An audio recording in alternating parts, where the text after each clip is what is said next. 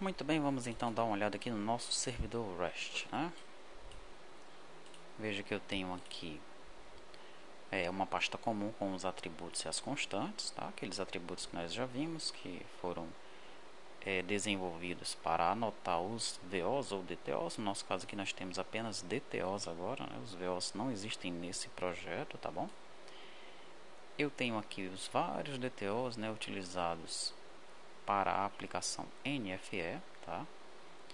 E tem uma pequena novidade em relação aos DTOs, não só uma pequena novidade, tem algumas novidades, tá? A primeira é a classe DTO. Foi criada então essa classe, na verdade foi feita uma adaptação da classe VO, tá? Se você comparar essa classe com a classe VO, você vai ver que elas são bem parecidas, né? Sendo que a classe VO ela herda de T persistente, né? E a classe DTO ela herda de SQL Record, né? Que é o padrão para o Mormont, tá bom? Aqui estão as units do Mormont, tá? Eu deixei esses dois métodos, toJSON e toJSONString, apenas para uma questão de comodidade, caso nós precisemos aí converter o objeto para um JSON, para um JSONString, tá? Caso não se queira utilizar lá os métodos do Mormont, nós já temos esses aqui implementados, tá bom? Então tá aí, tem o create, ele apenas herda do construtor padrão. Tem o toJSON, que retorna um JSON value, e tem o toJSONString, que retorna uma string, tá? Tem o generic DTO, que vai retornar um objeto genérico. É isso, tá? Sendo que agora, como eu tenho uma classe DTO, os meus DTOs herdam de DTO agora, né? Então veja, meu banco herda de DTO, tá? Você lembra que ficou um exercício, né, relacionado ao APK, porque o PK ele ficava sendo gerado no banco de dados. Para que isso não aconteça, é só você colocar em public, tá? Que aí ele não vai ser enxergado pelo RTTI, né? O Mormont vai desconsiderar esse cara aí. Todos os campos que sejam transientes, né, que não sejam persistidos, para que eles não sejam criados na tabela do banco de dados, você põe em public, tá? Isso vai acontecer diversas vezes aqui na aplicação, né? Deixa eu ver se eu acho logo um outro DTO que tenha algo parecido. Produto, por exemplo. Não, tem apenas o ID também.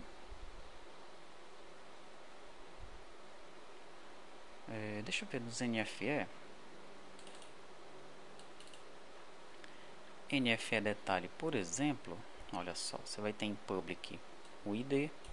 Você vai ter o persist, que é para a gente testar se o registro no lado do cliente ele deve ser enviado para o servidor. Você vai ter um cadastrado para testar se o produto foi cadastrado ou não.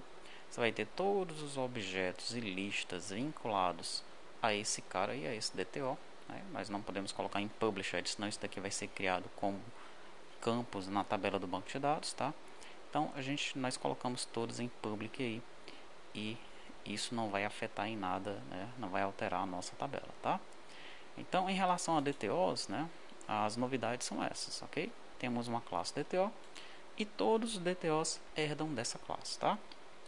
O PK, né, ele deve ser anotado como ID, tá? Isso aí vai ser primordial para a gente lá no lado do cliente, tá? Nós fizemos uma alteraçãozinha no controle no lado do cliente para que ele considere os PKs como IDs, tá?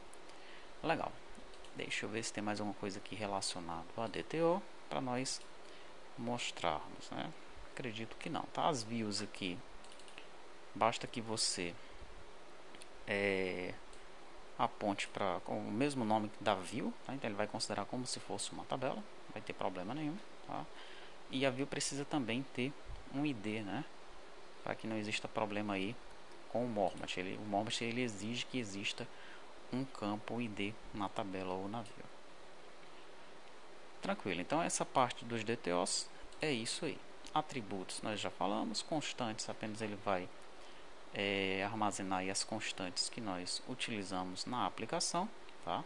Agora vamos para a classe principal, que é o REST Server. Eu tenho aqui todas as units do Mormont, né? Tenho as units utilizadas pela aplicação, tá? E aqui já no método principal, né, a minha conexão aqui ainda está sendo feita via ODBC, tá? Depois eu vou criar esse mesmo projeto com o FireDAC, tá?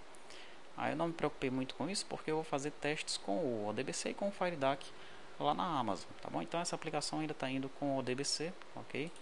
E é só fazer aqui a devida configuração que ele vai funcionar com o FireDAC tranquilamente, tá? Quem cuida disso daí, né? A infraestrutura disso daí é com o Mormot, tá? Basta que nós façamos aqui, apontemos para o FireDAC e vai funcionar, tá? Então não tem muita dificuldade. Depois eu solto aí um servidor funcionando com o FireDAC para vocês, tá?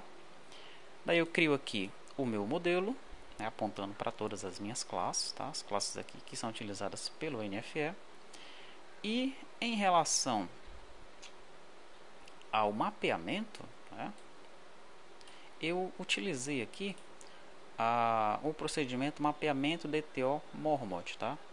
Esse mapeamento, esse procedimento, ele se encontra dentro de biblioteca, tá? Eu criei uma biblioteca apenas para o servidor, ela se encontra aqui, ó, tá? E dentro dessa biblioteca eu coloquei unicamente este método. Aí você vai, né, criando outros métodos de acordo com sua necessidade, tá? Esse procedimento foi aproveitado, né, lá do EAD, foi feito pelo colega Leandro Correia Martins, que disponibilizou, copiei, colei aqui e utilizei, tá? Por isso que é interessante, né, que você tente realizar os exercícios, né? Caso haja aproveitamento do código, ele será devidamente creditado aqui, que está o nome do colega, aqui está o link da postagem realizada por ele no EAD, tá? E quanto mais você interagir com os colegas no EAD, mais rápido será a sua evolução, né, o seu aprendizado, e também mais rápido você consegue desenvolver a aplicação. Ali é como se fosse uma equipe de desenvolvimento, né? Nós tentamos simular um ambiente real, tá? Então a equipe de desenvolvimento são vocês, os participantes, né? Vocês vão lá trocando ideia, trocando código, tá? Até que vocês consigam desenrolar, tá bom?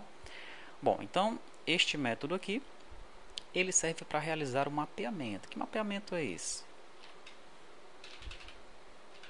Aqui, ó, lá na minha tabela, deixa eu pegar um outro exemplo, uma empresa, por exemplo, pronto, uma empresa. Na minha tabela, o campo ID contador está assim, tá? Mas no meu sistema, eu quero tratar esse campo dessa forma, ID contador, ok? Então, se eu não realizar esse mapeamento, né, e pedir para o Mormot registrar todas as tabelas, né, através deste comando aqui, aliás, é bem aqui, ó. Quando eu peço para ele criar as tabelas faltantes, tá? O que ele vai fazer? Ele vai criar esse campo aqui lá na minha tabela, tá? Então preciso realizar esse mapeamento. Eu preciso dizer para ele, ó, Mormot, lá no banco de dados, o campo é ID contador. Mas aqui na aplicação eu chamo esse campo na tabela que é ID contador de ID contador sem esse underline. Legal? Quem está fazendo esse trabalho é esse procedimento aqui, ó. Se você assistir as videoaulas anteriores, você vai ver que nós estávamos fazendo isso manualmente. Ficou um exercício lá para fazer esse mapeamento de forma automática. E o nosso colega fez aqui e nós aproveitamos, tá? Muito bem. Continuando, deixa eu fechar isso aqui. Aqui o restante é o que a gente já apresentou, né? Ele vai então criar o principal do servidor. Cria tabelas e campos e starta o servidor, tá? E aí ele vai ficar ouvindo e esperando requisições. E é isso. Nosso servidor REST está pronto para ser utilizado. É só executar e consumir os seus métodos, tá? Esse servidor é o que será publicado na nuvem, na Amazon, né? E o cliente ele vai então consumir os métodos desse servidor aqui, tá? Como eu já mencionei, eu vou publicar esse servidor com essa conexão ao DBC, tá? E também vou disponibilizar para vocês com a conexão FireDAC, né? E também vou publicar na nuvem com esta conexão, até para nós fazermos aí alguns testes, tá bom?